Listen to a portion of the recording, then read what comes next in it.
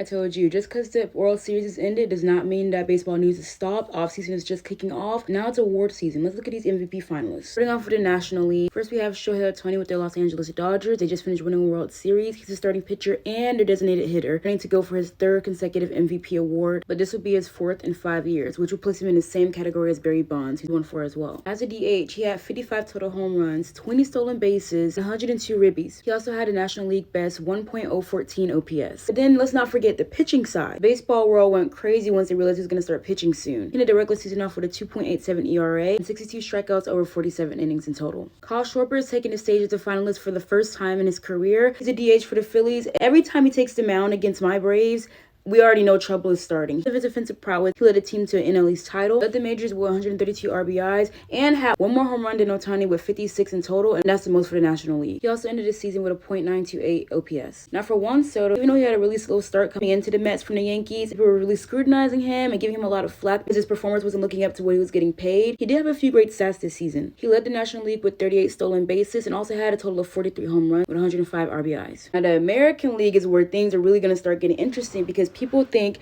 it definitely will be between these two, Aaron Judge and Kyle Riley, and I feel like it's going to be very, very close. Aaron Judge had an amazing season this year, which is not surprising at all. He had 53 home runs and led the American League in runs with 137. I'm just going to put this right here for his stats. You see the OPS. If you really want to get into the nitty-gritty and are a stat nerd, look at his WAR score. Topped the Major League in both his Baseball Reference WAR and also Fangraphs version with a 10.1. That just means wins above replacement, how well he's doing compared to a player who would have taken his place if given the opportunity. I know you've been hearing about Kyle Riley all season, the home run king. Not only did he catch more than 1,000 innings, but he had 60 total home runs, led the American League with 125 RBIs, and had a .948 OPS. Not to mention he's a switch hitter. Jose Ramirez with the Guardians had a 30-40 season, and that's his second straight one. That means he just had 30 home runs and a total of 44 stolen bases. He's also a switch hitter, and he's never been an MVP, but he has a pretty strong case as well. His slash line is 283, 360, and 503. The Guardians definitely have a gem on their hands with this one, as he's able to help them come back from a 15.5 game deficit to win the AL Central. Like I said, he has a pretty strong case as well. Stay tuned for more. We may start talking about the award winners, the managerial candidates. So let me know in the comments who you think should win MVP, Rookie of the Year, and the Cy Young Awards for this year.